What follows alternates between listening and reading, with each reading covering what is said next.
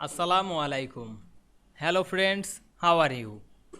Welcome back to our another video. In this video, I am going to show you how to add a euro symbol in Microsoft Word. Let's get started. At first, we have to open a Word document. Then we want to add a euro symbol in this document. Go to the Insert menu. Then click Symbol drop down menu and choose More Symbol. Then find and select the euro symbol, then insert it, then close the window. Now we can see here we add euro symbol very easily. I hope you enjoyed the video.